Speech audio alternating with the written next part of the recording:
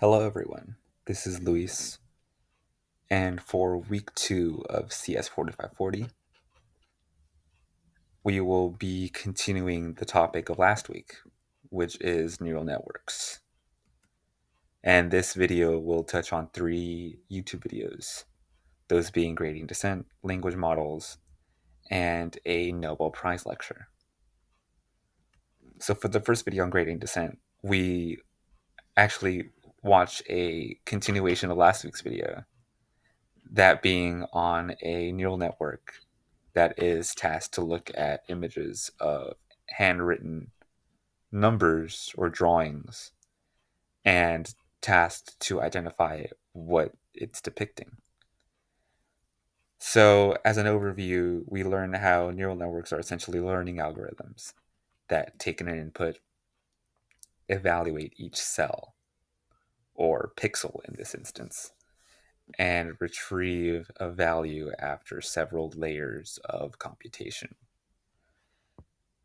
So the hope for that initial algorithm, as described in the video, was that it would learn to recognize patterns depicted in the drawings.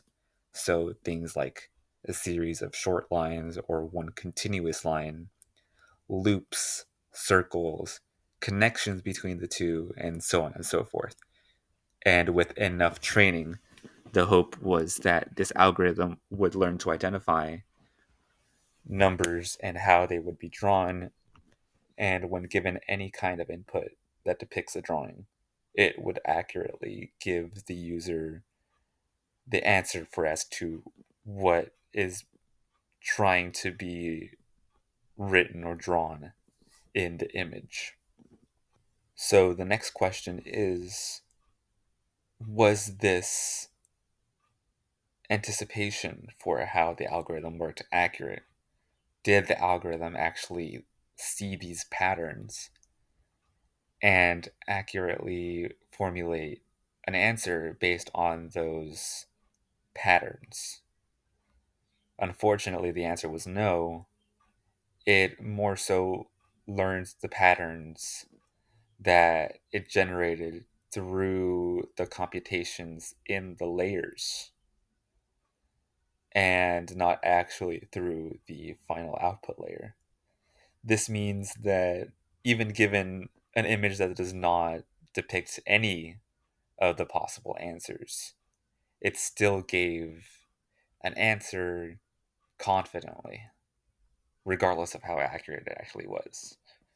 Now, this isn't entirely the algorithm's fault. In fact, it is actually a reflection on how the algorithm was set up. Now, it only gave the neural network so much to go off of, right? It didn't give, answers that it could output if it wasn't sure of an answer, nor did it give any sample data of images that did not depict a number. This means, it could be a fault of the training set or of how the learning algorithm is actually formulated. And so, what the video ends up discussing is how this is actually acceptable as it's just a starting off point, right?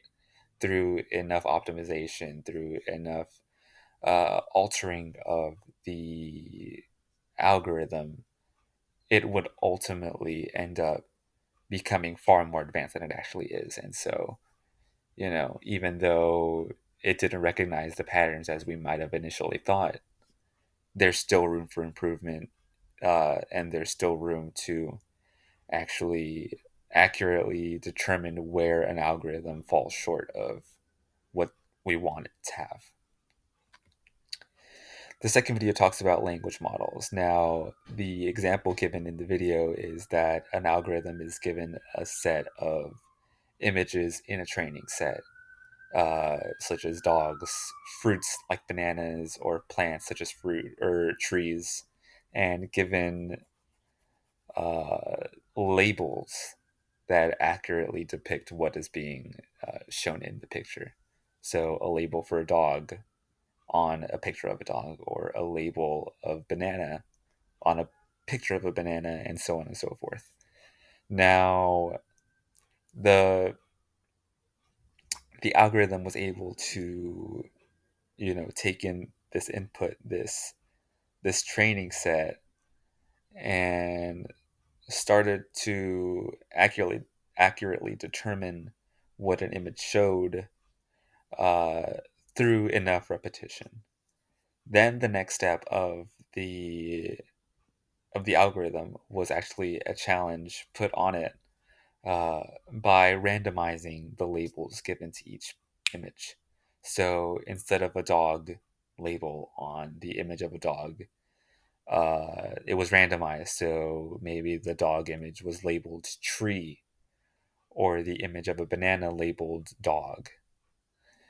And the amount of randomization varied on the different test runs.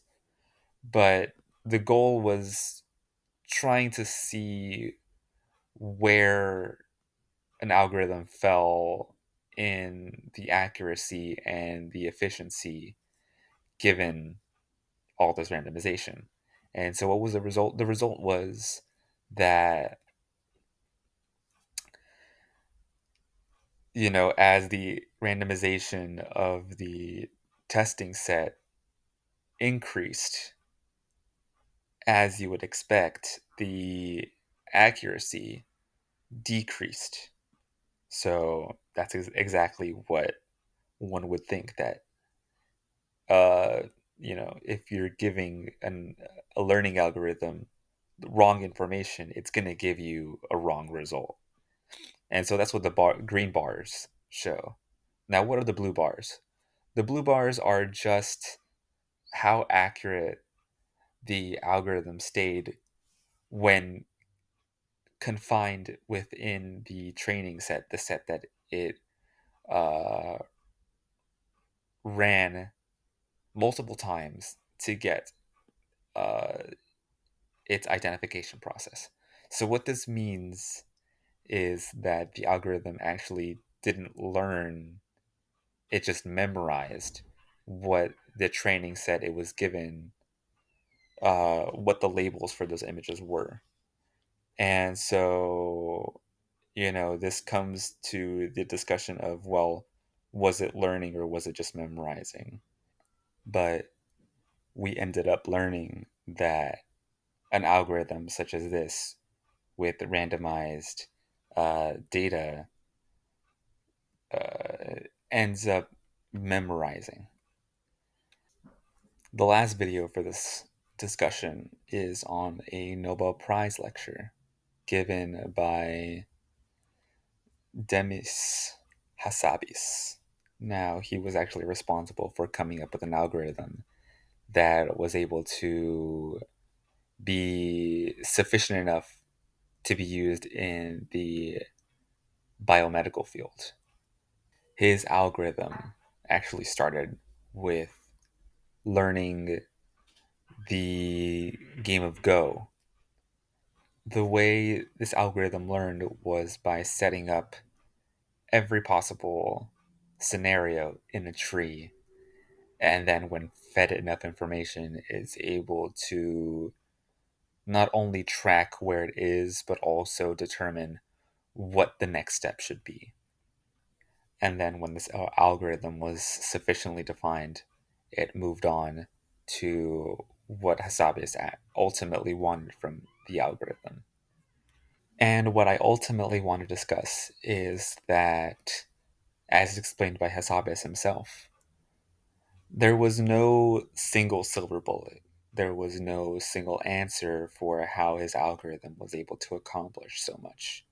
Instead, his algorithm built on previously accomplished tasks or breakthroughs in the field,